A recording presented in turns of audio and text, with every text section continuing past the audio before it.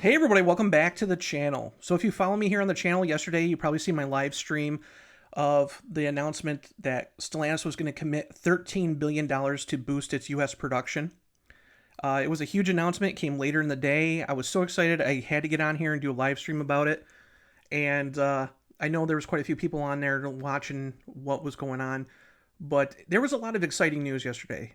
As a Mopar fan and being worried about where the company's been going, the $13 billion investment was a huge, huge, exciting thing for all of us to see that there's additional product coming on top of the commitments they had already pushed.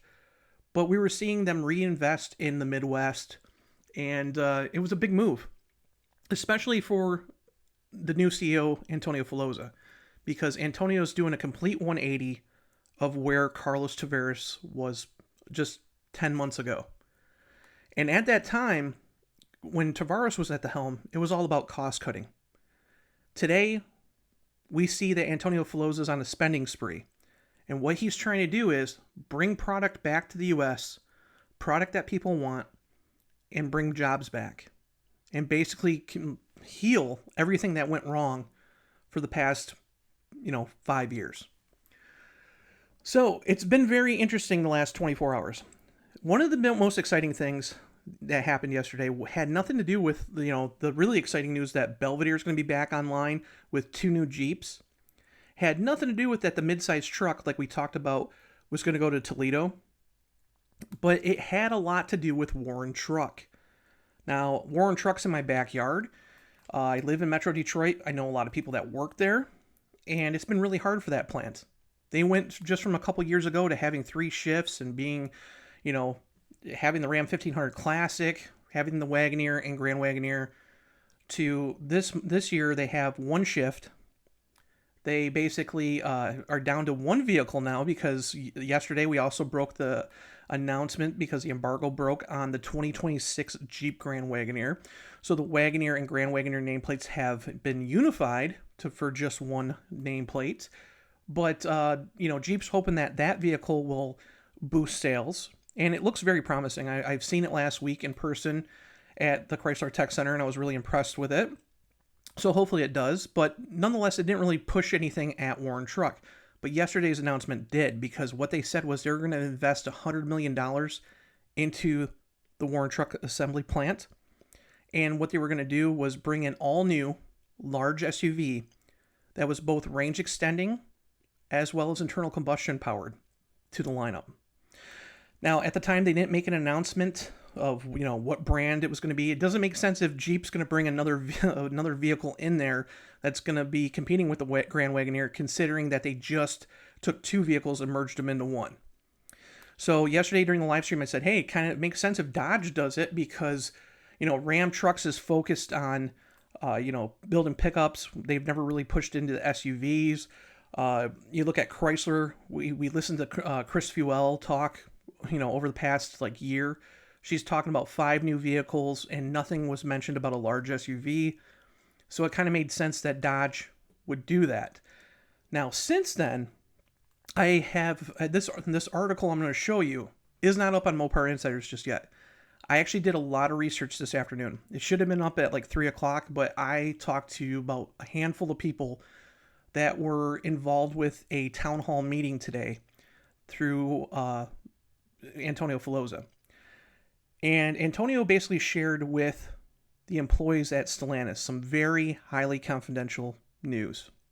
And it's about building excitement for the people that work there, because over the past, 4 years, it's been all disappointing chaos and all that. So I get it, but I talked to some of the people. The town hall was very positive, and one of the things that he highlighted was about their investments and what was happening, but he didn't specifically say what vehicle was coming to Warren Truck. However, he did post an actual spreadsheet, I would say, of their intentions for the next 4 years, and it showed it by brand.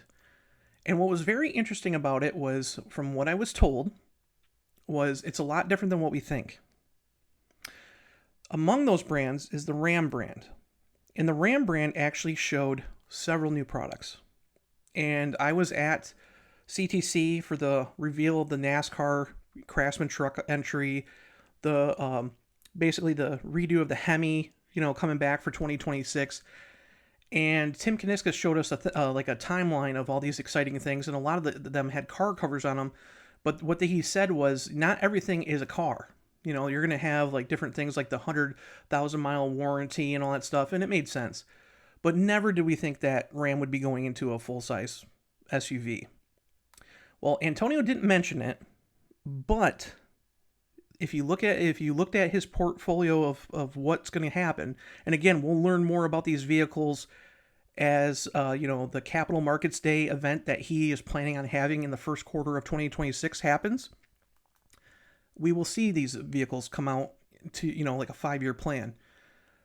So what was really exciting is a lot of people noticed that Ram had several new products on there, but one of them looked to be an SUV.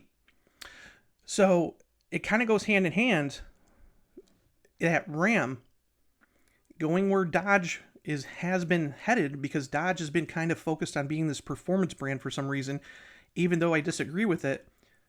But Ram will be the one that gets the full-size SUV. Now, again, Antonio didn't specifically say that. What he said to everybody was that he's seen the vehicle, it's very beautiful, and that Ralph Gilles and his team are working on it. So again, it sounds like he didn't want to say it was a Ram, but if you look at the portfolio and what's happening, you kind of had a thought that it would be a Ram, according to everybody I talked to. So I didn't post this just yet, but up on MoparInsiders, I did a whole thing speculating that the Ram, basically the Ram 1500 will spawn an SUV. And that's what it sounds like it's going to be. So again, it makes sense. The Ram 1500 Ramcharger, or now called the REEV, will have, extended range EV capability coming into 2026. It has gas powered options. And if Ram is going to do a body-on-frame SUV, it will kind of go hand in hand. Now, that also has a lot to do with what we've been seeing from Ram over the last couple of weeks. They announced recently that they're not going to build their all-electric Ram 1500 REEV pickup. At the time they announced the cancellation of that vehicle, they also announced that REEV name would go over to the Ramcharger. That right there tells me that the Ramcharger nameplate could be coming back and as an SUV. Now, over the past couple of years, we've seen that Ram has kind of used historical nameplates elsewhere in their portfolio. Down in Brazil and South America, we've seen Ram use the Ram Rampage. Obviously, that was a Dodge nameplate back in the day, but they used the Rampage nameplate for a Ram. And again, that truck has been super successful down there. So it kind of makes sense that we might see something like that here. Recently, we've seen the Ram Dakota that's going to be launched in South America as well. So the Dakota nameplate's back.